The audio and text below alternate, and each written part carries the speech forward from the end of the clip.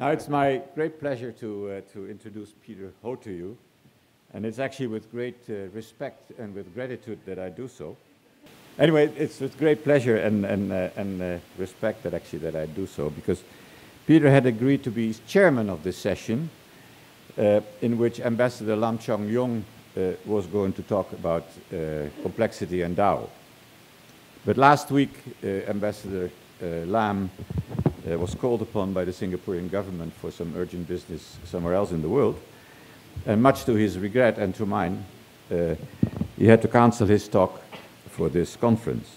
And to find at such a short notice somebody or a speaker, another speaker, with equal stature and eminence as Ambassador Lam, and with a relevant story to tell, initially seemed totally impossible to me.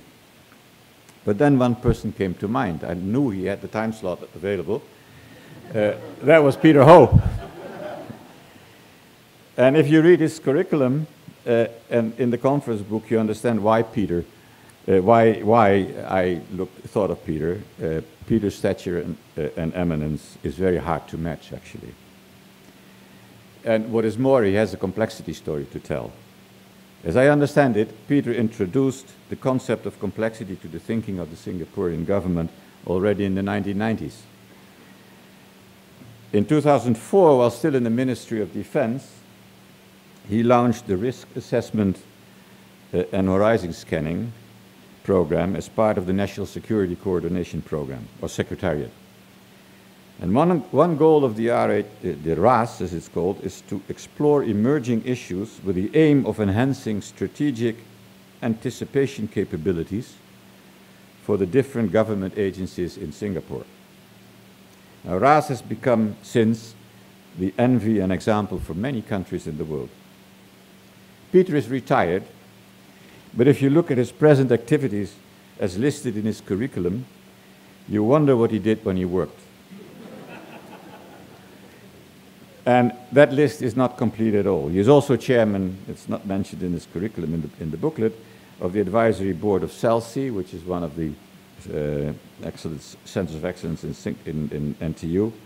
And I remember Yehuda Cohen, who is not here now, but who was one of the speakers last year, but is one of the directors of CELSI, telling me about the first dinner with Peter, saying that he was totally amazed at the breadth of vision and depth and of insight that made Peter see parallels between communities of microbes and society. And based on that, ask probing questions as to the emerging properties of both. So the key word, of course, to describe these emerging properties is complexity. And Peter, as you may have seen in the conference booklet, is also a member of the advisory board of the Complexity Program. And he is delightfully straightforward. When I asked him last week, after he agreed to speak, if he could write a summary of his talk for the booklet, he responded, "Not possible. Too short notice." Yep. So it was very warm feelings and great pleasure that I ask you to welcome Peter Ho.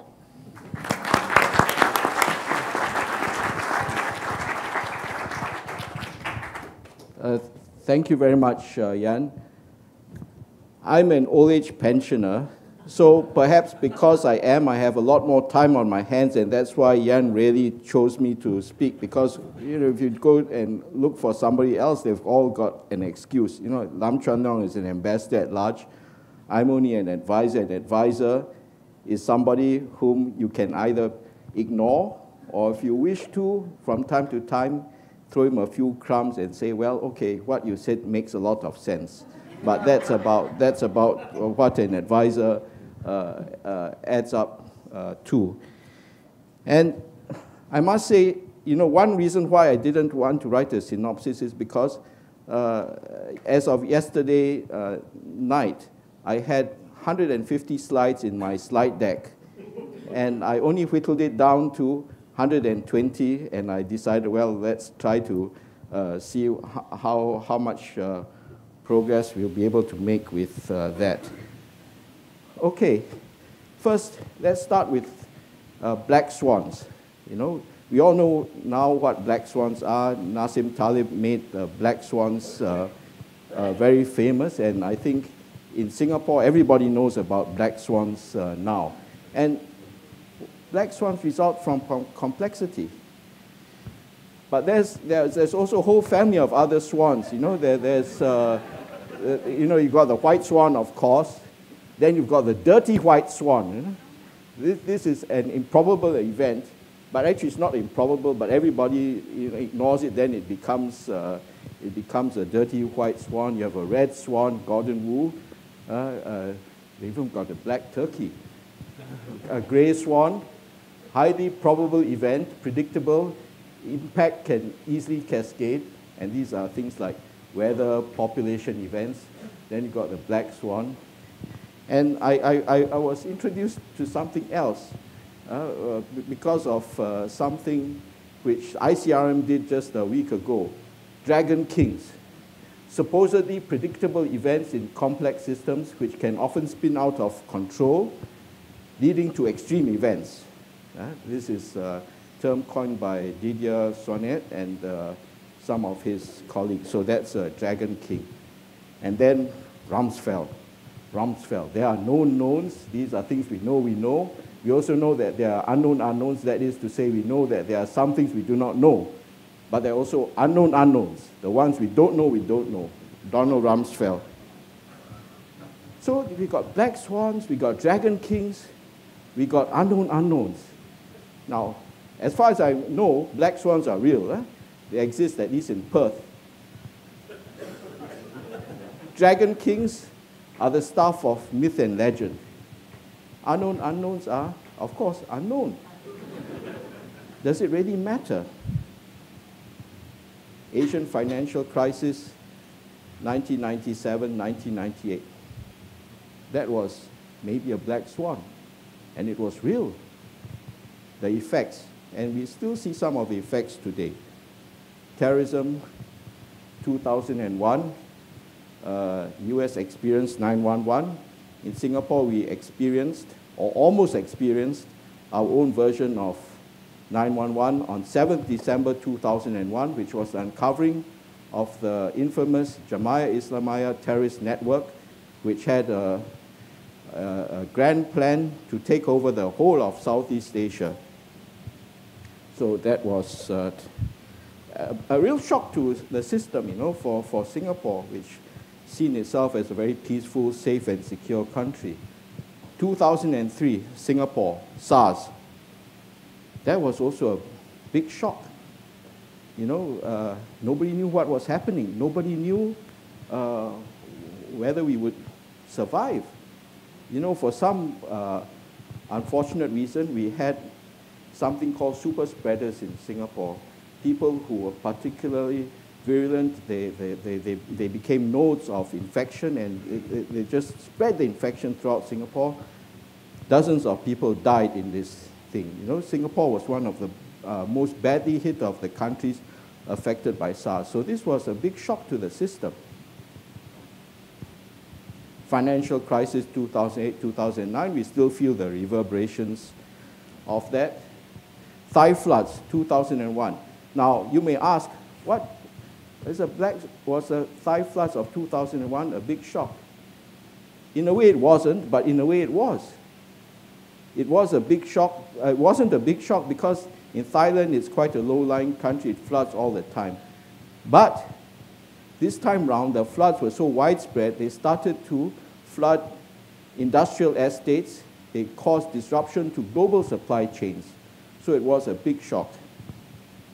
Hurricane Sandy. Those of you who are in the US know this was a big shock. It was as bad or even worse than Katrina. Eurozone crisis. I don't think it's over, but I'm not an economist, I'm not a financial expert, but my bet is it's still going to rumble on and create a lot of problems. And then the Arab Spring. I put spring in red and in inverted commas because I never believed it was a spring. I thought it was a winter, and I think it is. It is something like a winter. And what happened? Surprised everybody. Government collapsed in 4 countries. There were government changes in Kuwait, Bahrain, Oman, and now there's a civil war in Syria. No end in sight. Now, this is a quote I found, which is a gentleman called H.L. Fisher, Harold Fisher. He was politician and historian. I think he probably prefers to think, well, now he's passed away, but he probably prefers to think of himself as a historian. And he said, men wiser and more learned than I have discerned in history a plot, a rhythm, a predetermined pattern. But these harmonies are concealed from me. He's being very honest. You know?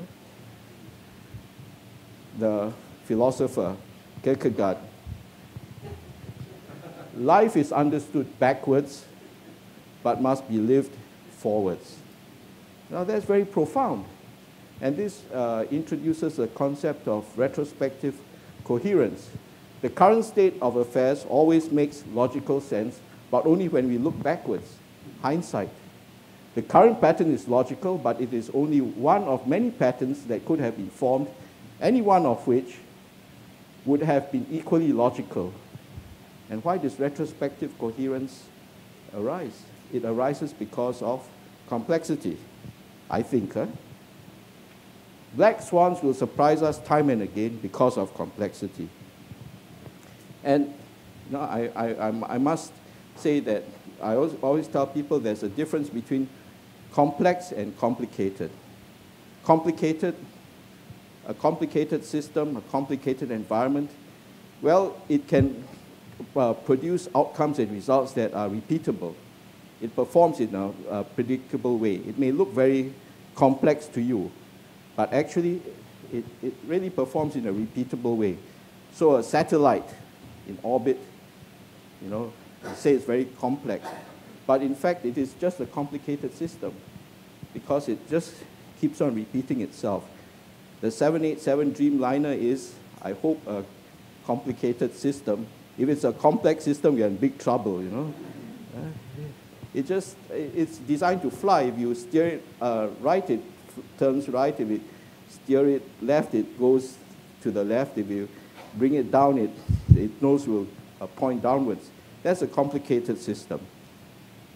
But a complex system, and we heard the presentation just now, human societies are all complex systems. The world is a complex system. There are many things we don't understand. So we are still trying to understand why civilizations rise, civilizations fall. We're trying to understand, does the monsoon really affect the rise and fall of nations and countries? Maybe it does. We can't be sure. And we are still discovering it. And why? Because of complexity. And this is my only genuflection in the direction of Tao. To quote Lao Tzu, everything is connected and everything relates to each other. That's Eastern description of complexity. So what is complexity? You know, these are standard attempts to define it. But the point which I perhaps would like to make is that the collective behaviors of agents within a complex system can deliver discontinuous and nonlinear shocks to the system, which in turn can result in catastrophic failure. Paul Omerod, the English economist, in orthodox economic theory, the agents involved in any particular market are presumed to be able to both gather and process substantial amounts of information efficiently in order to form expectations on the likely costs and benefits associated with different courses of action and to respond to incentives and disincentives in an appropriate manner. But this is the important point he's making. The one thing these hypothetical individuals who are agents within a complex system do not do is to allow their behavior to be influenced directly by the behavior of others, and their tastes and preferences are assumed to be fixed, regardless of how others behave. So in a way, he's saying that the traditional economists look at the complex economic system as a complicated system rather than as a complex system. And so this is what happens when you do that. Now, there's another problem with complexity. You know, maybe each event on its own is predictable. So you think about an earthquake. Earthquake maybe is predictable, maybe. And tsunamis are usually not always, but usually connected with earthquakes. But the Tohoku earthquake in 2011, you had one earthquake triggering a massive tsunami, which then flooded the nuclear power station at Fukushima, causing basically a meltdown. Now, when you combine all of these together, the cumulative effects, can you predict that?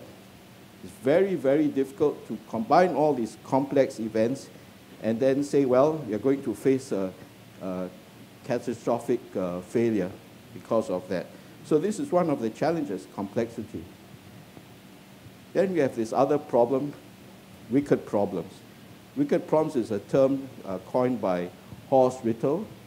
These are about highly complex problems, not simple, complicated problems, but complex problems. They have multiple stakeholders. So you take something like climate change. Everybody has a different view on climate change. If you are sitting in government, you may have a view on climate change. If you are a physical scientist, you have another view. You have economists, you have a third view. If you are part of NGO, you have a fourth view. Everybody has a different view. How do you align these perspectives? And then how do you find a solution that will satisfy all the different stakeholders? Very difficult. That's why it's called the wicked problem.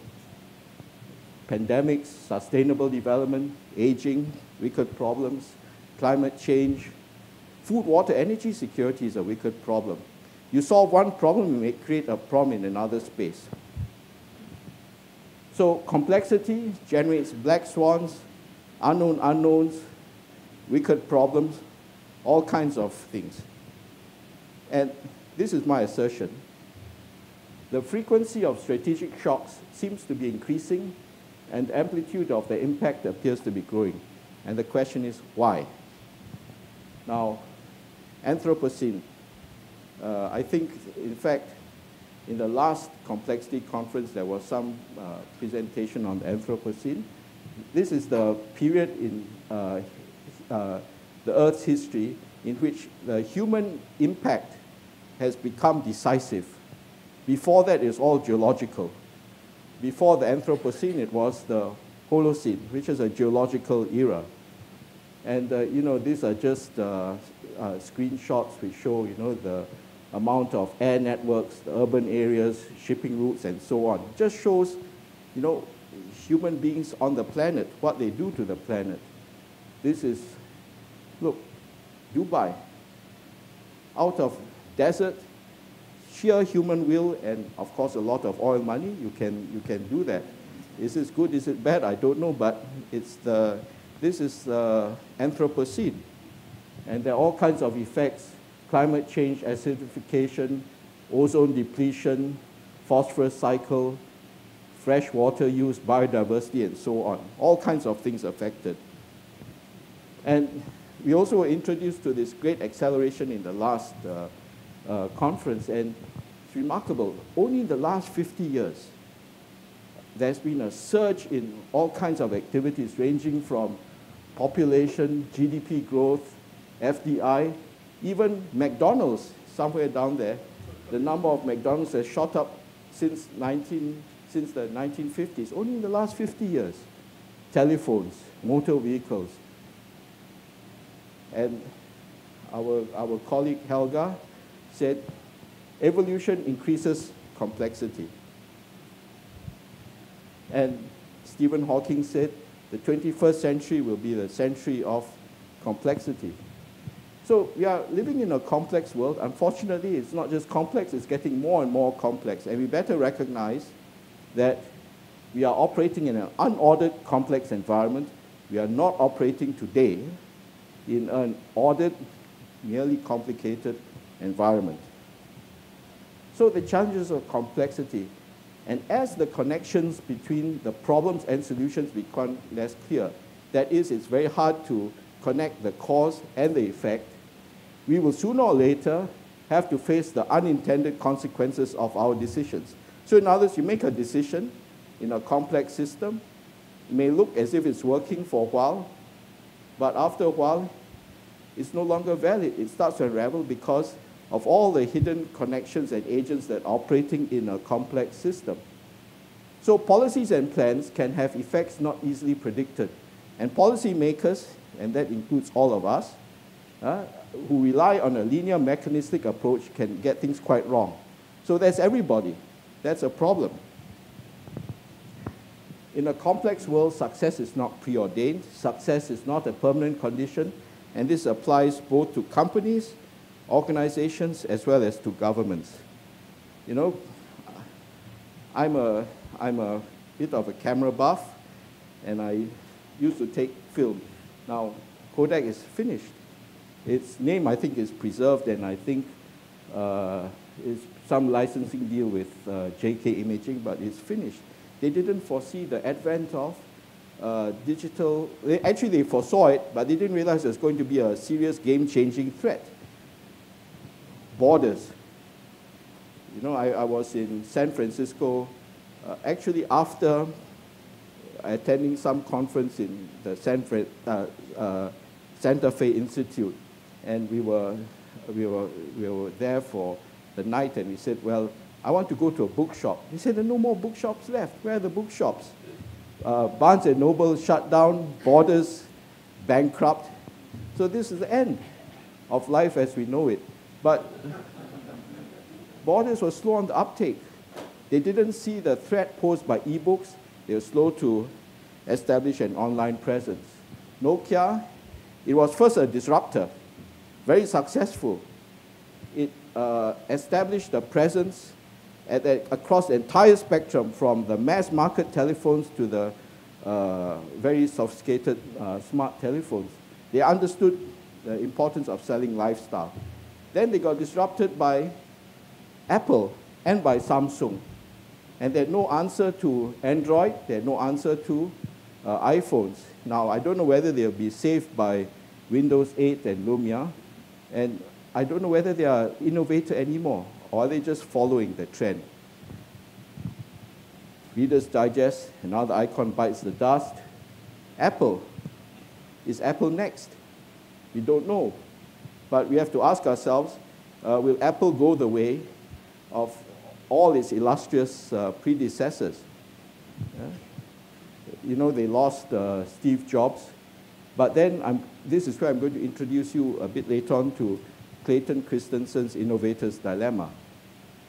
Dick Foster, who wrote the book Creative Destruction, he said that 75% of Standard & Poor's 500 in 15 years will be companies whose names you do not know. What it means is 75% of the companies today will be wiped out. They will be usurped by new innovators, insurgents who come up with new game-changing ideas. So this is constant cycle. Clayton Christensen, and I paraphrase his book, successful organizations are doomed to fail in the long run because there's tremendous inertia to change a formula that has worked well. This inertia allows the insurgents, the revolutionaries, the startups to sneak in, change the rules of the game, capture market share, and dislodge the incumbent. I asked him about what he thinks about governments. He said he never studied governments, but he said he thinks it applies as much to governments as it does to companies. You know, organizations must change and adapt or they die. Companies can fold, they can file for Chapter 11, but what happens to governments? If they fail, this is what happens. Now, Singapore, success story. Today, the world's second most competitive economy, this is what the WEF says. World's busiest port, world's best airport, number 2 home ownership, number 3 in GDP per capita, PPP, number 5 life expectancy. This is a remarkable achievement by any standards, all achieved within the space of about 40, 50 years. But this is the Clayton Christensen moment. Are we the apple of nations, or are we just what we are, a little red dot? This is, you remember that, huh? Maybe we should swap them around, huh? But anyway, the two Peters. Now, the obstacles. our inability to make sense of complexity. And I want to introduce you to a special type of failure that all human beings are prone to, and this is accentuated by complexity: cognitive failure. One example is hyperbolic discounting. You place less emphasis on what's going to happen in future and give more weight to what happens today. And this is a serious problem because governments will tend to invest more in dealing with the fire in front of you, which may be quite cheap to put out, but it's burning so you put it out, rather than investing long term, which will perhaps cost money, but why should I pay an insurance premium? Hyperbolic discounting. And those of you who are interested, just Google cognitive biases. You'll have about 100 or so cognitive biases. This is the problem. Human beings have so many cognitive biases. This is just an example of some of them. Daniel Kahneman's area of expertise. Bounded rationality. Limited information and time pressure mean that the decision maker cannot possibly make a rational choice. You're bombarded with so much information, so many demands on your time. How do you make a decision? So you make a decision, but it is, at best, a suboptimal decision. It's not an optimal decision. So human cognitive limitations constrains the ability to deal with complexity and to anticipate black swans and other strategic surprises. This is the problem. You know, we say, okay, we talk about black swans, we talk about complexity, but are we equipped to deal with it? And I think that is a big challenge. So we can talk a lot about the theory, we can write reams of books and make a lot of presentations, but can we get the decision makers to make the right decisions in the face of all the incontrovertible evidence of climate change and things like that? Big problem. Just give you one example. You know, we talked about modeling world systems. I just want to talk to you about the dangers of modeling world systems. This is the famous Club of Rome report, which came out, I think, in 1970 or so, 72. And the report was called Limits to Growth, and it was an attempt to model the global economy and world population. Singapore fell for it hook, line, and sinker. We were persuaded that that model predicted a Malthusian disaster if we did nothing to control the population. So we introduced a very effective policy called Stop at 2. Yeah? So we didn't just stop at 2, we finally put, the brakes finally kicked in when we were at 1.2. So we are now 1.2. Our TFR today is 1.2. It's way below the replacement level of 2.1. So in other words, in population terms, we became a developed country long before we were really a developed country. And everything the government did after they realized it was a mistake failed to lift the TFR. And what happened? It's very difficult to model the world. It's a complex system. And what was the big failure of the Club of Rome report? The big failure of the Club of Rome report, it didn't anticipate the fact that technology could improve agriculture. You got all these new hybrids, you know, the miracle rice and all that sort of thing, which allowed you to produce enough food to feed the world. Of course, we are entering another cycle where people are asking, well, maybe we might not be able to feed the world because of climate change and all that, but, you know, I'm just giving you the example of dangers of modeling. So this has led, this is only for Singaporeans, problems with the Singapore population white paper. Yeah. And there are winners because there's uncertainty. Without uncertainty, there can be no winners. Instead of seeing uncertainty as a problem, we should start viewing it as a basic source of our future success. So the question is, how can we make better decisions in a complex operating environment? Those governments that can learn to manage complexity will gain a strategic competitive advantage. And I was reading this book, Ghosts of Empire by Kwasi Kwarteng. He's British. He's a British member of parliament, but born in Nigeria. So I guess he's looking at things a fairly objective way. The British Empire was a complex system. It established a presence in 6 out of 7 continents, except I think the Antarctica. And that's as complex a system as you can imagine. How did they run it so successfully for so many years?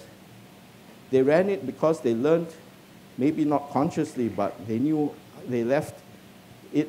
They learned how to deal with complexity by not controlling it too much.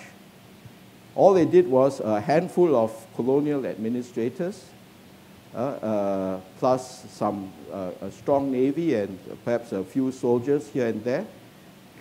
So long as they shared the same convictions, the civilizing influence of the white man,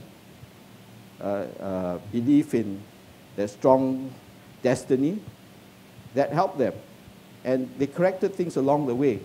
This was Britain running a complex system. So anticipating change is a profound and critical strategic capability.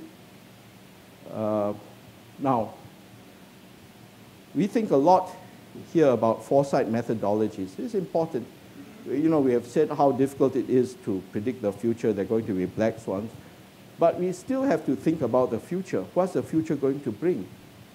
So we try to bring in foresight methodologies to improve the way we think about the future. And we want to think about the future in new ways. It cannot be a linear way of looking at the future. And we also need to use these foresight methodologies to overcome our latent assumptions and biases. The goal is to shape the future and not to predict what it will be.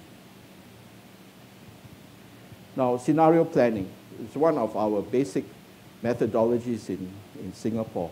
And Shell was one of the pioneers. This is one of the key pioneers in that effort, Peter Schwartz, I mean. And last year it commemorated 40 years of scenario planning. And scenario planning helped Shell avoid the oil shock in the 70s. Now, for 2 decades, the Singapore government has been crafting national scenarios.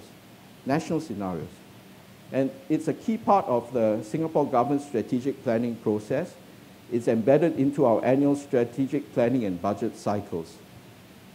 And you know, we have produced both national scenarios as well as what we call focus scenarios. So examples of national scenarios: Hotel Singapore and Home Divided. Actually, in scenario planning, if you've got a good title, people remember them. You don't even have to explain what it means. But these were 2 scenarios, Hotel Singapore and Home Divided, which I would say kind of foresaw the situation we are in today. And these were produced very early on. We did some work also on new media and climate change. Talked about the prosthesis for the imagination. So in Singapore, we use scenario planning partly to surface hidden assumptions and mental models. And this is quoting Peter Wack. We aim to design scenarios that lead our decision makers to question their inner model of reality and change it as necessary in order to take action. But scenario planning doesn't quite fully address everything. It's not very good in a non-linear, complex environment. And it also doesn't work very well in terms of the feedback loops, because once you lock into a scenario, it kind of sticks with you for a while, and very difficult to change every few months just because the environment changes. So we've gone beyond scenario planning. Scenario planning remains our base, but we are doing things like backcasting, policy gaming, which I'll explain a bit. We now have a suite of tools called Scenario Planning Plus, SP Plus, emphasizing that scenario planning is still there, it's still the base, but on top of that, we complement it and supplement it with other methodologies, the Carnarvon framework from Dave Snowden, backcasting, causal layered analysis. This is backcasting. That means you try to imagine the future you want, or your worst case, your worst nightmare, and what could possibly take you from here to there. Then you know what to do, because then you're looking for indicators. Siemens calls this photographs of the future. And we also do work on emerging strategic issues. That means what are the issues that are lurking just over the horizon, which could suddenly pop up and then either create challenges or opportunities for you. And I managed to get a few examples of the kind of emerging strategic issues which we are working on in Singapore. Post-ethnic Singapore. Very interesting. Just this data. Transnational marriages where one partner is non-Singaporean now comprise 41% of new marriages in Singapore, while 20% of new marriages are inter-ethnic. And this figure is rising steadily. So what does this mean for Singapore? It's clearly going to have an impact. We don't understand it, but at least it's flagged as an emerging issue which policymakers should pay attention to. Enhancing our brains, this is just one of these things. Drugs which can improve your cognitive ability.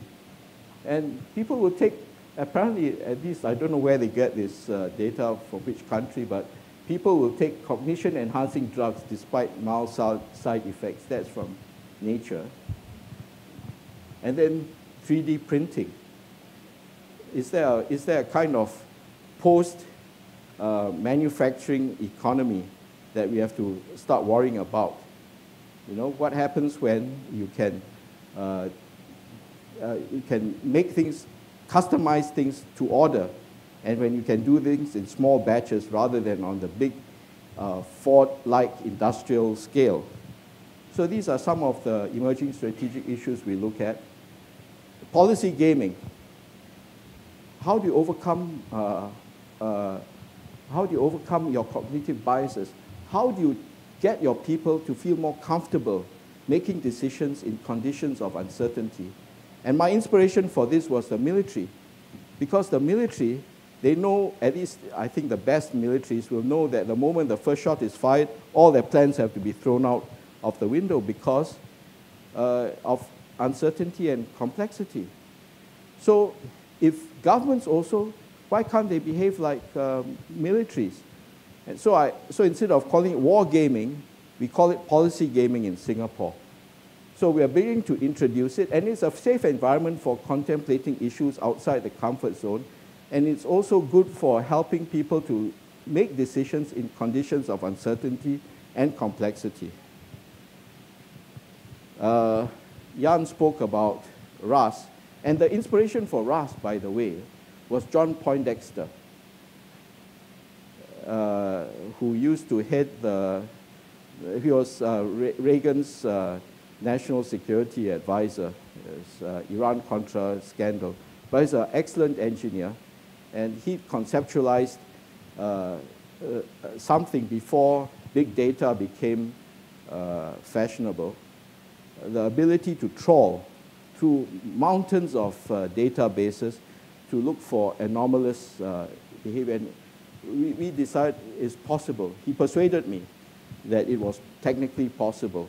The only difference is in Singapore, we have a man in the loop. We don't leave it entirely to the machine to make the decisions. We have a man in the loop. Now, in complex environments, experimentation is more valuable than prediction of analytical models. Now, this is the famous eruption of this Icelandic volcano with a name which I cannot pronounce. Professor, you can pronounce that? How do you pronounce it? Eyjafjallajökull. Jökull. Okay, it is a tongue twister for me. But why was it? Why do we look at Jökull? Oh, I see. Okay, good. All right. Well, I guess in Iceland you shouldn't be surprised to find icicles, a lot of icicles there. A glacier, okay. But why was this a surprise? volcanoes erupt all the time. It was a surprise because it threw up a huge dust cloud, which then spread over Europe and forced the aviation authorities to ground all the aircraft. It disrupted air travel. It, I think, caused panic among the, all the airlines operating in Europe. And I think began to start to affect global supply chains. But we were surprised. Then what happened? Lufthansa, feeling the pressure, said, well, this cannot go on forever, We can't wait for the dust cloud to clear. So they said, let's do a test flight. And so I guess by that time the political pressure was so much they decided, since Lufthansa has volunteered, let them go and fly it. If something happens, well, there's only one aircraft and a couple of pilots. That's all. And it flew and no problems. So after that, they lifted the ban. Now remember, they based the Europeans based it on 2 data points. The 2 data points, one data point involved British Airways, the second data point involved Singapore Airlines. This was, I think, 2 decades before. There was a big volcanic eruption in one of the volcanoes in Java, Indonesia. And the British Airways flew through that cloud, and it almost crashed. And it was just sheer pilot skill that brought the aircraft down safely, because the ash pitted all the turbine blades and I think made the windscreen basically invisible. So that, and then some months later, I think Singapore Airlines also flew through this thing. It wasn't so bad, but they also experienced momentary power loss. So based on that one experience, they all, I think, aviation authorities said, if there's this kind of dust cloud, don't fly through it. But it appears that volcanic ash over Java is different from volcanic ash out of this glacier in Iceland, because the volcanic ash out of Java is apparently very gritty. So it really pits the turbine blades, whereas the ash from Iceland is very fine, so it's like talcum powder, baby's breath, it seems to have had no effect. So they let it fly through. So experimentation proved to be a better indicator for action than reliance on models. So exploration and experimentations are often more valuable than predictions of analytical models. So we must be prepared to try things out. We must be prepared to experiment. And we do things in a safe-fail, not a fail-safe mode. Fail-safe mode means no error, but then nothing will happen, nothing will progress. If we had taken a fail-safe approach, the aircraft would have been grounded for weeks more. This is what I said in 2008, when I was still in service. Rather than plan exhaustively for every contingency before we move, we should adopt a search and discover approach, to act before the window closes and to act boldly in areas where we sense opportunities. We must be prepared to experiment, even if we cannot be entirely certain of the outcome. This approach is to probe, sense patterns, and to act, even in the absence of complete information.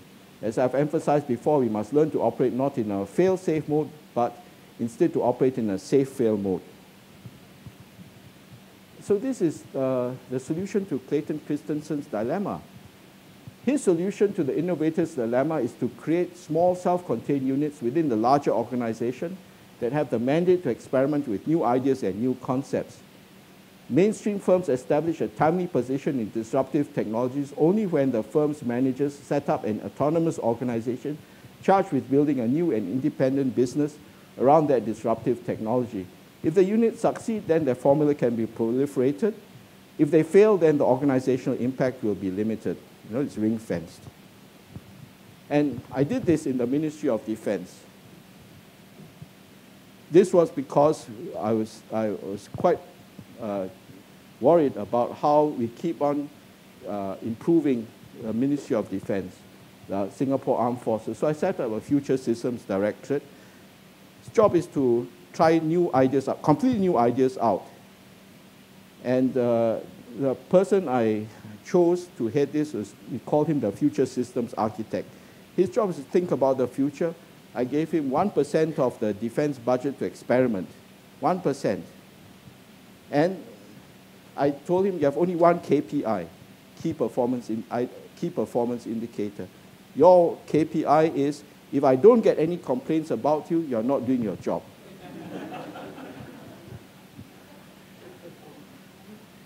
I constructed this family tree of failure, good failure and bad failure. You must learn from failure. Good failure is the love child of experimentation and discovery. It's the mother of success. A mother because paternity is a matter of opinion, but maternity is a matter of fact. Of course, bad failure is a bastard spawn of ignorance and hubris, and it's a runt of success that's only acknowledged in whispers. Never mind. Managing risk in complex environments, big decisions have to be made. Even if you don't make a decision, you're making a decision. So you have to make decisions in conditions of incomplete information and uncertain outcomes. And in Singapore, because of this, we recently developed something called a whole of government integrated risk management system. And we are identifying risk at the strategic level. And we use this to mobilize resources, to bring behavioral change to address these risks, and to explore connections among risk factors. And you'll be surprised. When you start doing this, at least the techniques we have used, you actually can start uncovering some of the connections which were previously hidden. Now, this fellow, Bayam, the most basic issue for organizational success is correctly matching the system's complexities to its environment. What does this mean? I mentioned to you the Jamaah Islamiyah. The Jamaah Islamiyah was a complex organization, and it still is a complex organization. It's self-organizing. It's got all these cells all over the place. They are only held together by certain common beliefs. It's a complex organization. Can you kill off a complex organization by just setting up one task force to do it? The answer is no.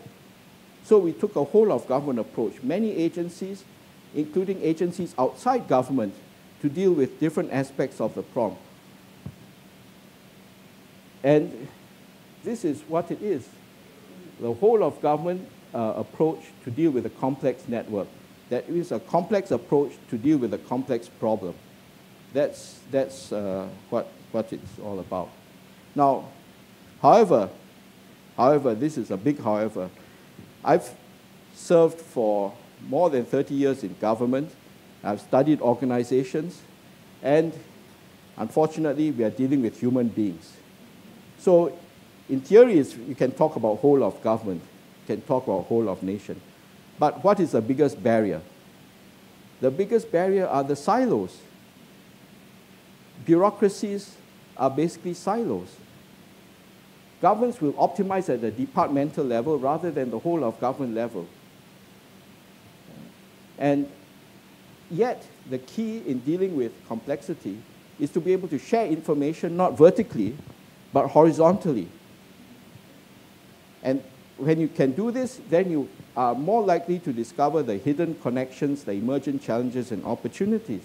But you have to break down the silos. And this whole of government approach is better for dealing with wicked problems.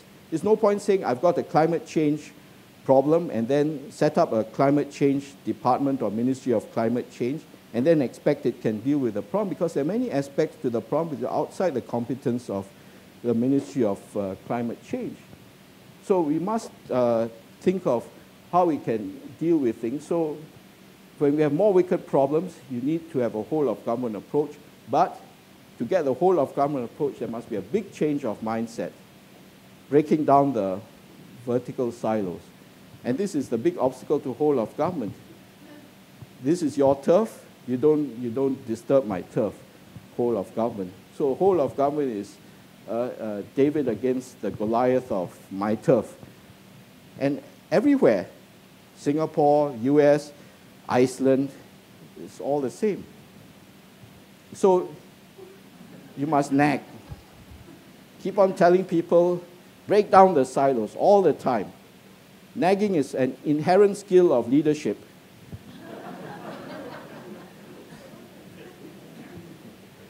So I think in Singapore, maybe we are moving towards a kind of third-generation leadership. There'll be many highways and byways along the way, but this means from govern to you and govern for you, we are going to move to govern with you. That means we work together, whole of nation, whole of government. It's not governed by agency, which is a silo. It's not even whole of government. It's a whole of nation coming together. So we talk a bit about resilience. How do you cope with strategic shocks? You must be resilient. But, you know, governments like to talk about lean and efficient organizations. But if you're lean and efficient, how do you have the extra capacity you need when a shock comes? And it's becoming more of an issue because, if I'm right, there'll be more and more shocks. And if you are too lean and too efficient, you don't have the extra capacity to deal with these shocks. So you must have a resilient system, that hump. Of course, it can also be a horse designed by a committee, but you know, that's a resilient system. It's amazingly resilient. You read the history of the camel. It thrives in Australia. It's not even native to Australia. So one of our, this is just a small advertisement. I'm senior advisor to the Center of Strategic Futures. It's one of our efforts to inject some resilience into the system. It's that extra capacity to think about the future that we are injecting into the Singapore government, Center for Strategic Futures. So the key questions of good governance: how can we prepare for a future in which we'll be surprised time and again? And this includes building deep capacities for strategic planning, employing forward-looking approaches and processes. You must be ready to challenge dominant narratives and paradigms, and we must be able to make decisions in conditions of uncertainty. And we must have the resources to deal with unexpected shocks and work together collaboratively and innovatively across departments. That's the whole of government, whole of nation approach. So the first lesson, recognize we are working in an unordered, complex environment. Human cognition has its limitations, and we must expect to be surprised. So this is a final crude look at the whole. Recognize complexity, you must have tools, and the whole of government approach. And I'd like to just finish off with this quote from Winston Churchill, saying, you know, what's the quality of a good top official? And he said it's the ability to foretell what is going to happen tomorrow, next week, next month, and next year, and to have the ability afterwards to explain why it didn't happen. Thank you.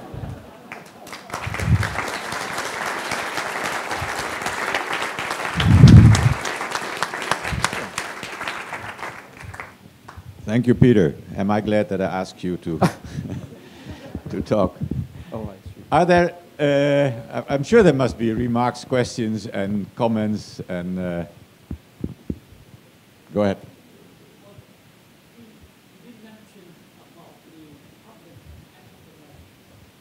Why is it that we did not want to mention that? Because Singapore tried public entrepreneurship and then decided to discontinue.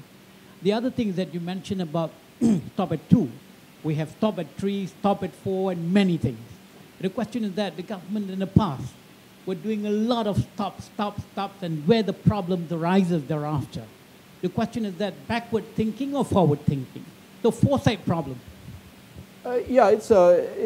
You know, first let me attempt to answer your first question by simply saying this was meant to be a crude look. It's not meant to be a comprehensive look. I tried to look at the key issues which I thought were relevant to the issue at discussion. But on your second point, I think governments do try to look forward. They do try to look forward. Where the failure comes, if there is a failure to recognize that no matter what policy you implement, it's got a use-by date, you know, because of complexity. So in other words, a policy that may work for, say, a couple of years may because of complexity and the consequences of complexity, start to become dysfunctional. So in the case of our population policy, it became clear that it was a dysfunctional policy after about, I think about 10, 15, 5 years, it became clear that it was a dysfunctional policy. But then, at least you have to give the government credit for acknowledging that it was a dysfunctional policy. And then when they tried to change it, they failed. I showed in the slide, they tried everything. Incentives, disincentives, all kinds of things, and they're still failing. Now they've got a new big package, supposed to be very generous. I don't know whether it'll have any impact, because all the evidence of other countries which have this kind of TFR is they will not succeed. They've not succeeded. And there's one thing which I think we might not be able to do, but I won't debate it here. He said France is, we generally discourage families from having children out of wedlock. But maybe if you can, maybe that will change things. But it's... Yes, Carrie?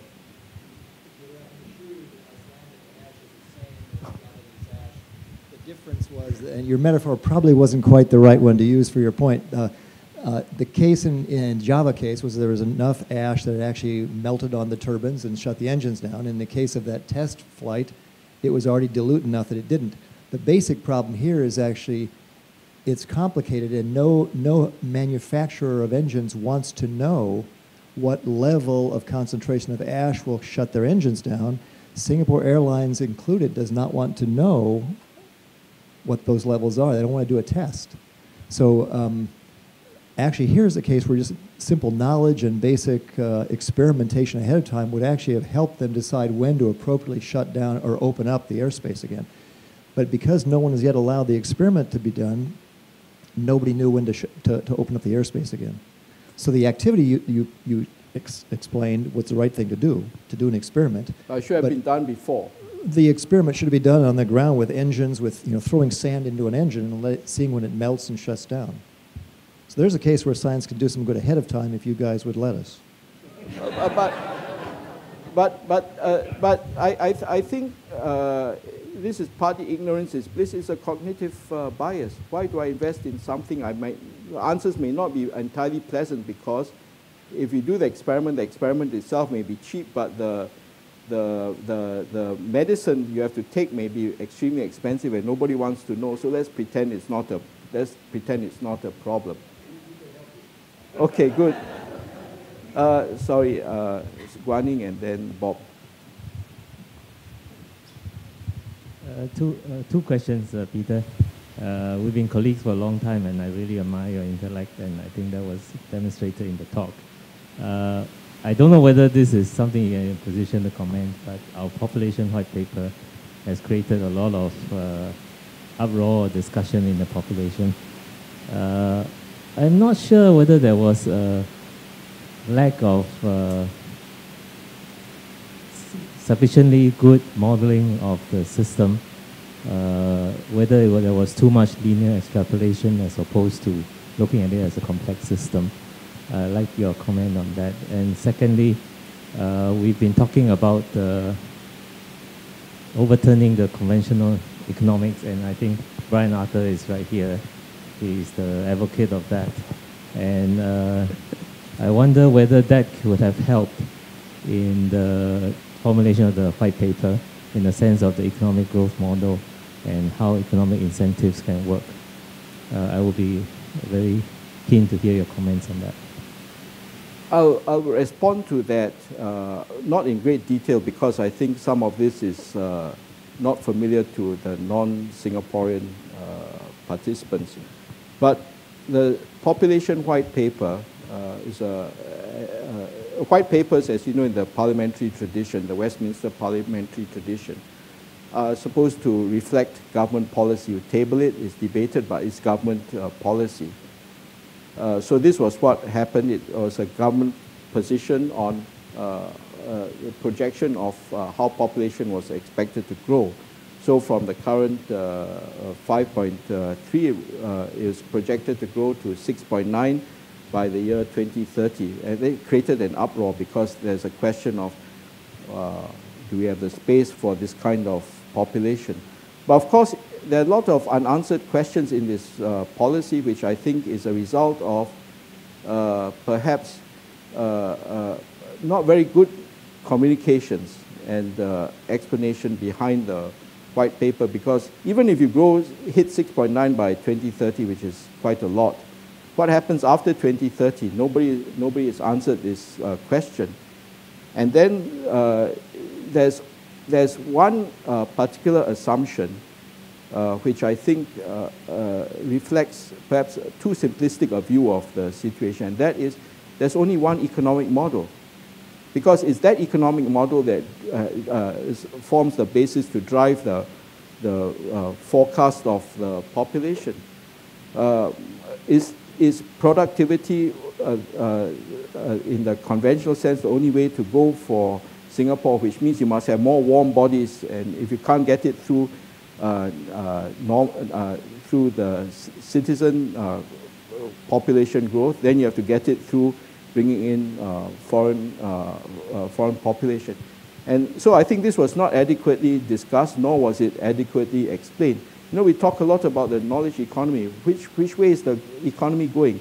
How much of it will be a manufacturing economy in 20, 30 years' time? How much of it will be knowledge economy? How much of it will be a service economy? I don't think that was given sufficient airing. So I think at a simplistic level, it was not well communicated. At a sophisticated intellectual level, I think also not very well presented. So I think it caused a lot of confusion, and I think caused, unfortunately, the government to backtrack on what should have been just a straightforward policy position. My 2 cents worth. Sorry, I've got Bob, and I don't know who else. Yeah. This is probably a delicate question, but I want to ask you about experimentation at the national level. So most democracies believe that there are 2 institutions that dramatically help in the long run. One is the circulation of elites through elections and competing political parties, and the other is a press that is independent and able to criticize the government.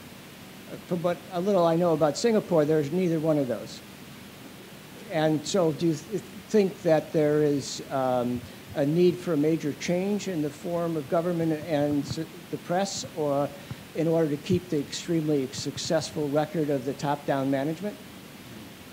You know, I take a slightly different, I'll respond in a slightly different way. I think what has happened is these changes are going to happen, but it's changed because it's kind of forced on the government. What should have happened is some of this should have been anticipated earlier, and the changes ought to have been made, so you're not put in this kind of position. But again, this goes back to your Christensen's dilemma. You have been very successful. Look, this is one party that's been in power since 1957. It's got an impeccable track record in terms of delivering the goods. So why do they want to change the formula, even though there are many who say, you know, this is not going to work, this is a new generation, different expectations, the social media is having an impact. All these were said. A lot of the things, as I told you in the scenarios which we did, early scenarios, Hotel Singapore and House Divided, were foreseen. But the incentive to change is not sufficient to overcome the inertia. So I think this is a problem. That's why I say if you are trying to influence decision makers to make big cost changes, you either have to have a bit more patience, and sometimes you don't have that luxury of time. So I would say, yes, some of these things could have been done earlier, but the fact that they didn't is a reflection more of some of these cognitive problems we have to deal with. So now they are changing, but they're changing in response. When you change ahead of the need to change, then you're in control of things. So that would be my response to your question.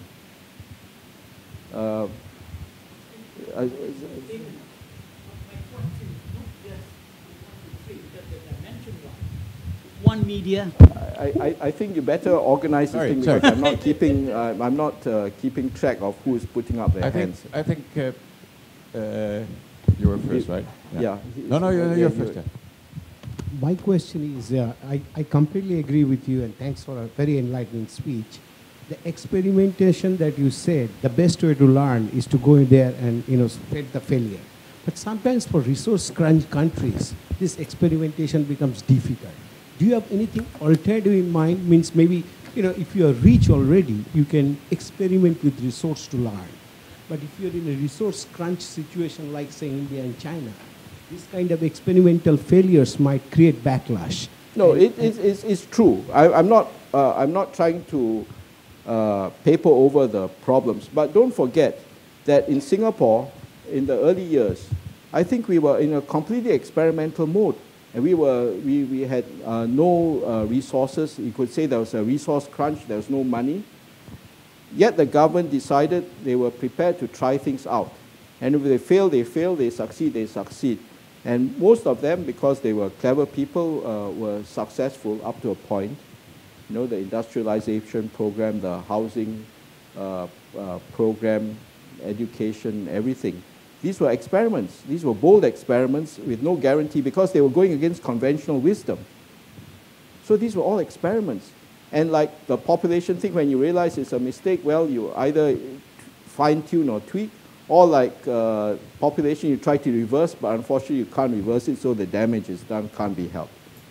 But, so, yes, you're right, there are problems, but it's a question of what you want. You are a government, you are in charge. What are you prepared to do? If you say you lay the blame on lack of resource crunch, or the bad reaction, then you just tweak here, tweak there. You won't bring any quantum improvement.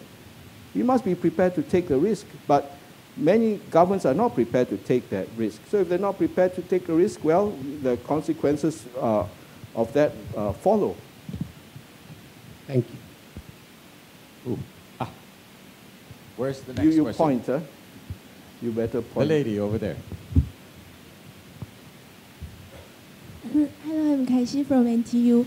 Could you share with us some of the key predictions for Singapore's future in maybe like 20 to 30 years?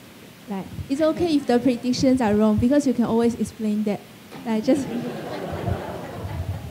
As I pointed out to you, I hate to try to duck this question, but we are not in the business of making predictions. I wouldn't even dare, maybe I would have said I won't be alive, but nowadays with the medicine and the healthcare, I might still be alive in 30 years from now. So there's the only prediction I was about to say, but then,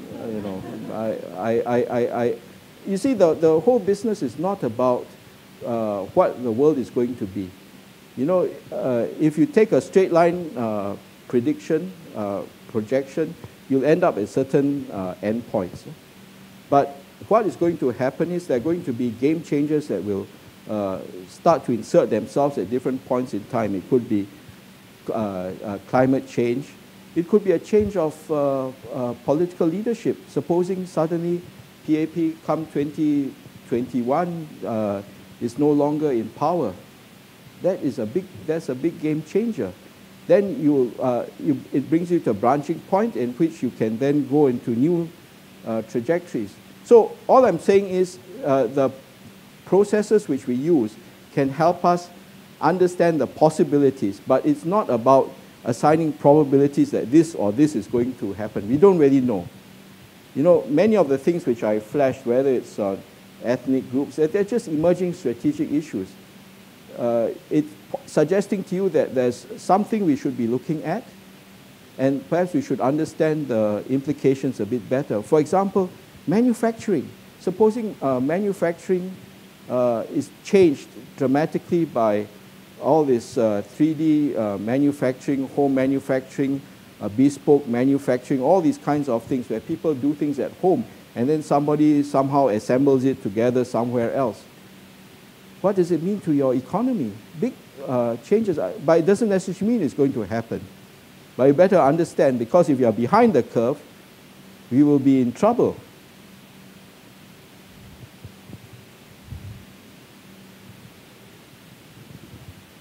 Raymond Kwok, Peter.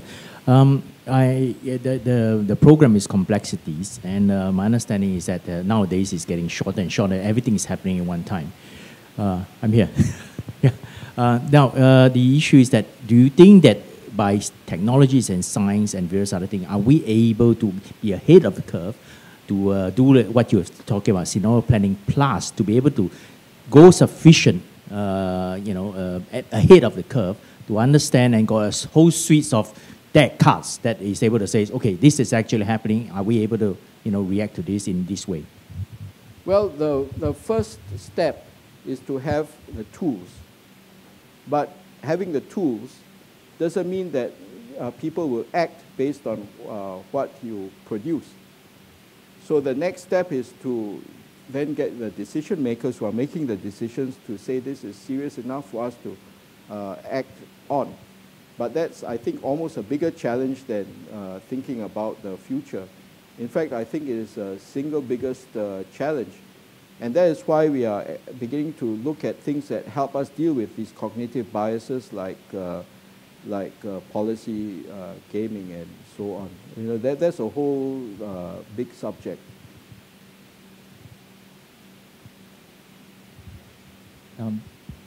Good afternoon, Mr. Hosa. I'm Kevin Koh from NTU, School of Chemical Engineering. So your 34 years of public service is really very illustrious, and as a Singaporean, I'm very appreciative of how you shaped our country. I would like to ask you a question with your wearing your hat as now the chairman of the Urban Renewal Authority.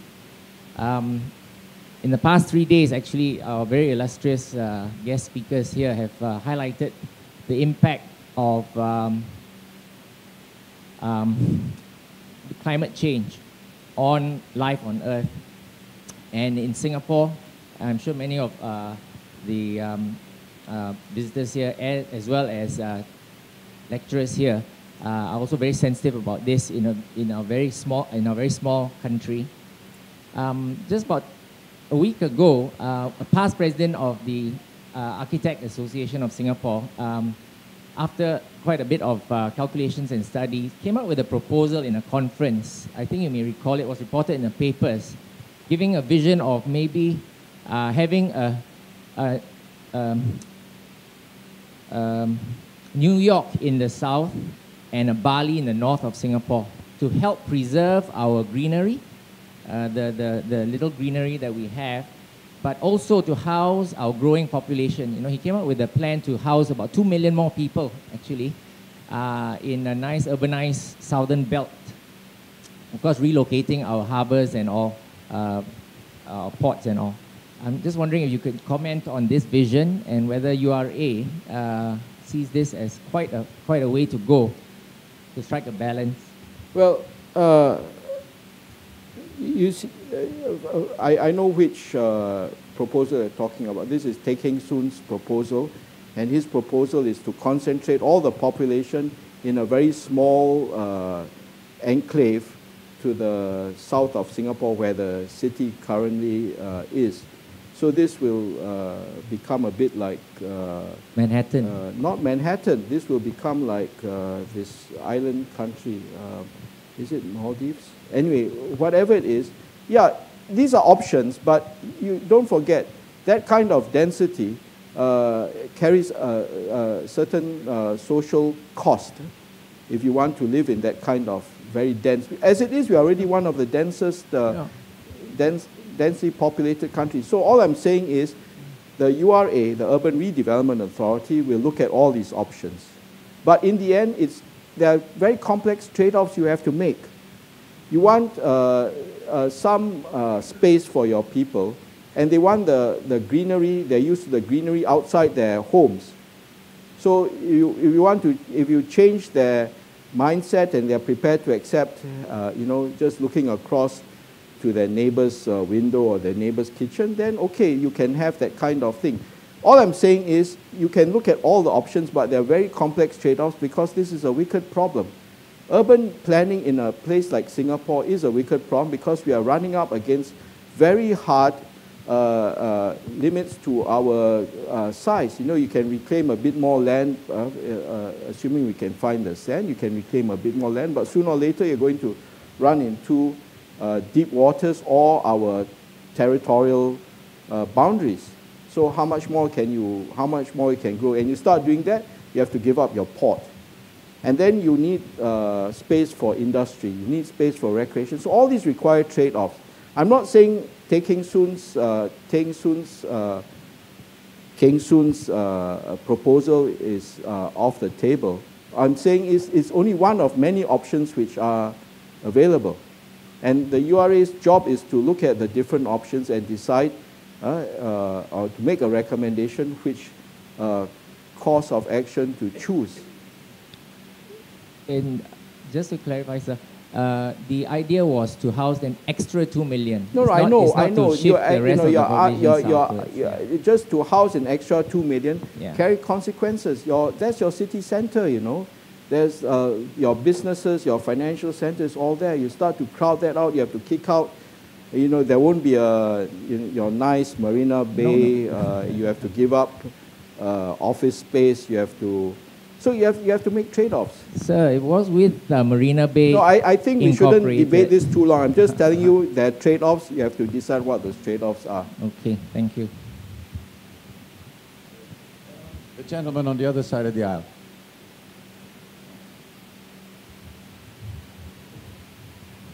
Peter, thank you for your talk.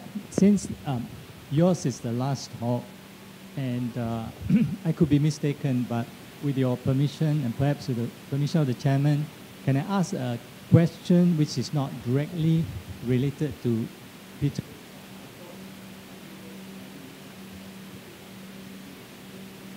Can you speak in the microphone because I don't hear you.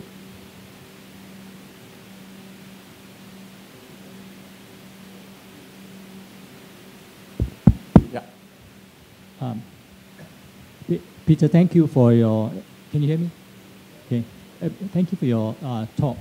Now, since yours happens to be the last presentation, with your permission and with permission of Chairman, if I may ask a question which perhaps covers a bit broader ground than Peter's specific talk. Of course, I very much would appreciate Peter's comment as well. So far, I missed a few talks, so I don't really know, maybe I missed some talks that were on this particular subject. I believe that so far, I have not, it's not obvious to me that anybody has commented on this one thing. A lot of talk about the effect of human activities, about global warming, about all these topics, but when we look at these things, right, isn't it true that a lot of these activities are driven by economic considerations? And currently, when you look at economics, which is the indicator that is widely followed, that has got a lot of weightage? Is it not the GDP, the gross domestic product? Now, if we follow this indicator, then there will be consequences to it. In some of the talks, I think there was mentioned briefly of the happiness index, etc. But you feel that perhaps we need to look at an alternative indicator, because if you keep following one indicator, it has got its consequences. And if we see so many consequences, like in the GDP, there's double counting going on, if I understand it correctly, that as you up your productivity, there are negative consequences, but you don't count those. You don't take those as negative. So your GDP goes up. And when you start to clean up again you credit to your GDP. So both ways now the GDP goes up. So clearly this is not favorable. So can we have some comments on this? I heard about alternative indicators like it's called the GPI, but there are complications, etc. May I have your comments? I'm not sure whether I'm first competent, and I'm not sure whether I should expand the discussion beyond the scope of this conference, but just a very short comment on GDP. GDP clearly is a very important indicator, but as you correctly point out, it doesn't necessarily describe the whole. It describes one aspect, and searches for alternatives that can describe the whole are also incomplete. Your gross national happiness, which Bhutan pioneered, yes, but in a very developed state, the kind of indicators they use don't necessarily mean that just because you have low GDP, low GNH, you're necessarily unhappy. I still remember that after a few years at the top of the ranking, Bhutan got displaced by Kiribati. Kiribati is one of these South Pacific islands, and its only claim to fame is I think they invented some form of bungee jumping. These are the people who jump off these rattan towers, and if you are unlucky, you break your neck. People die jumping off from these things. So yeah, there's a search, but I don't think there's any agreement about how you define in a holistic way the well-being of a state. There are many things, and I would say even what is well-being today may change in 20 years' time because of changing expectations, changing technologies, and all that sort of thing. But I don't think we should really expand this discussion to this area. I realize that there's a great chance to interrogate Peter on anything that you want to, but I think you have to find a special time for that, and we won't do it now. Unless there's questions really relevant to the talk, then you have one? Okay. And there's somebody there. Yeah. Peter, thanks very much for your talk. I run a little think tank in London, and coincidentally, my co-director is Paul Ormerod, who you quoted. Paul Ormerod. Paul, yeah, he's my co-director at Synthesis. I've spent a few years thinking about sort of government policy and complexity, and I've pretty much drawn the same conclusions you have. So it's a kind of relief to see your presentation. But the question I have is about the sort of receptivity, I guess, if that's a word, of complexity sort of by East and West. Okay, one of our esteemed colleagues yesterday kind of talked about the different sort of frameworks of reference and thinking in our heads between Chinese and the West. And my experience in general is that if you speak to a Westerner, especially a politician, and you talk about complexity, they think I'm stupid because they just don't agree with me. Okay, whereas if I speak to someone who's Chinese, they think I'm stupid because it's bloody obvious. Okay, so my question to you, that's a massive overgeneralization, but my question to you is, do you think the sort of the Chinese mindset, which we heard yesterday, is more conducive to understanding complexity theory? Well, I think, first I make a general comment. I think the human being, the minds, the brains are all wired up in the same way. But if you look at a particular study done by Richard Nisbet, and if you read a book called Geography of Thought, he has studied the cultural differences between people with, say, a Western liberal type of background and those who come from Confucian, Asian background, particularly the Japanese and the Chinese. And there are big differences in which they look at things. And I explained to you the differences. Sorry, no, I was not here, so okay.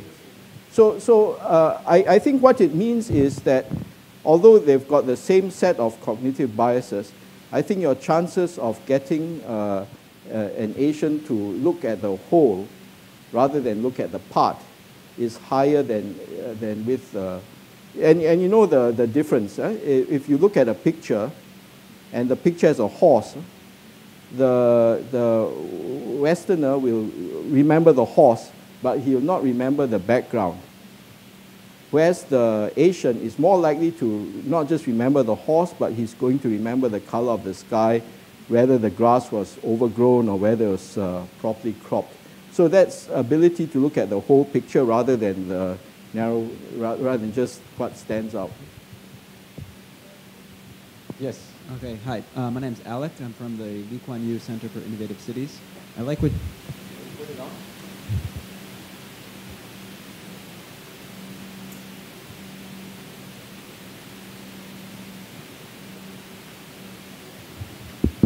Hello?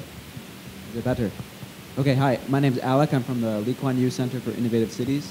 I like what you said about breaking the silos, and I wonder if you can describe for us what a 21st century city would look like that is successfully, its organizational structure that is successfully broken the silos.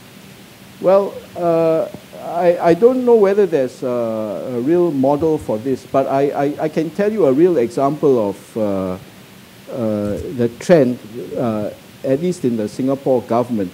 You know, in the Singapore government, we're a traditional model of a government. You know, we have got Ministry of Health, we've got Ministry of Education, Ministry of Defense, and so on. That's a traditional hierarchical model of government. And we inherited that model from the British, and in normal times it makes a lot of sense.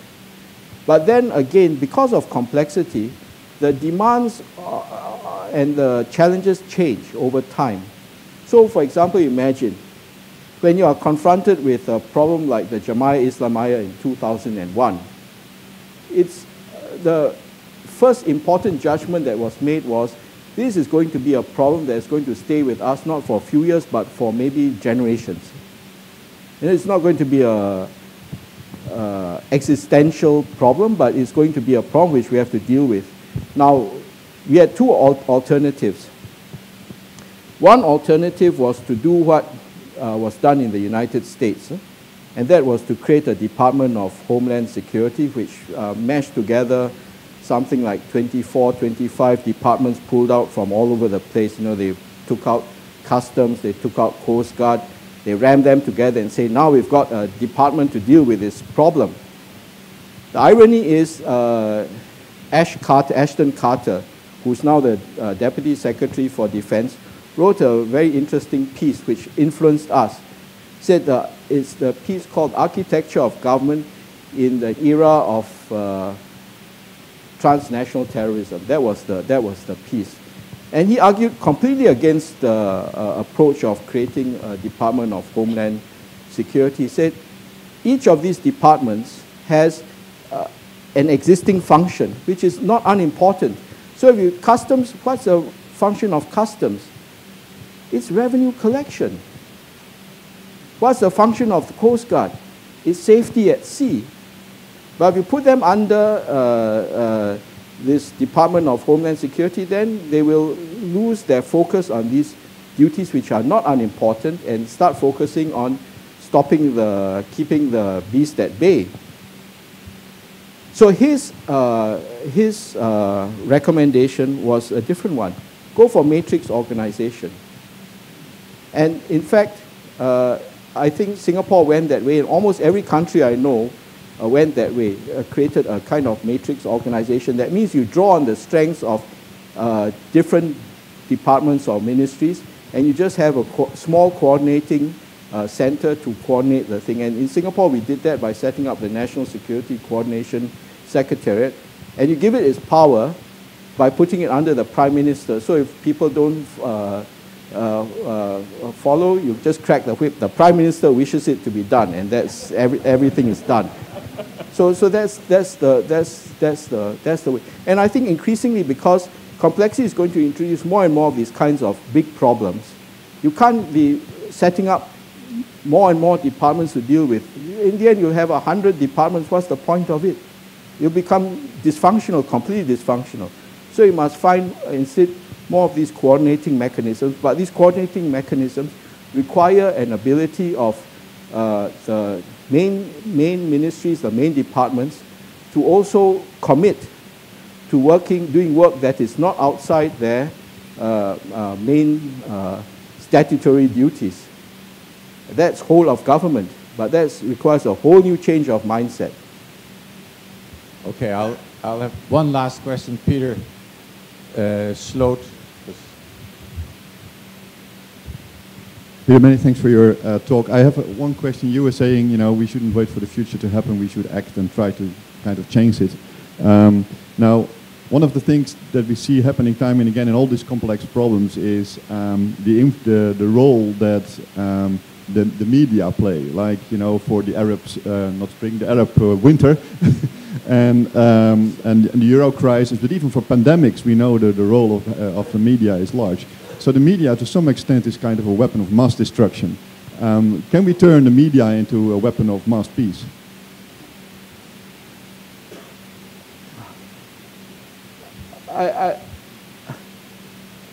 My own guess is that we are moving through a particular phase in which the mass, or more precisely the social media, has begun to exert an influence which even the traditional broadsheets and tabloids were not able to do.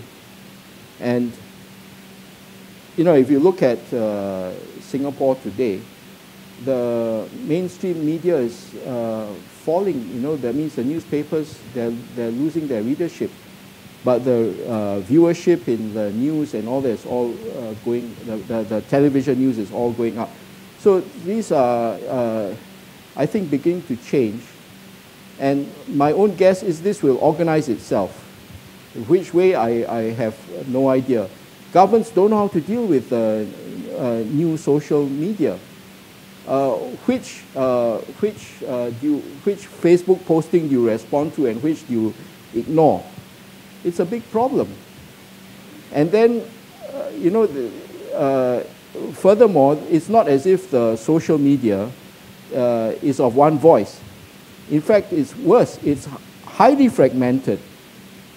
And, you know, there may be groups which agree on one issue and they splinter to disagree on another issue. So I think this is becoming a real challenge. And I suspect it's going to lead to, this is why complexity is going to be an integral part of government's ability to deal with more fragmented, because more fragmented means you're accentuating the role of individual agents within the complex system, and how do you deal with it? Maybe the best way to deal with it is to just let them alone and get on with your business. I don't know, but I think it's not going to be easy to use the traditional model of you regulate and things will happen. It may not happen that way. So that's a long way of saying I really don't know where this is all going to go. Okay. I think we'll conclude the interrogation with Peter right now. Thank you very much.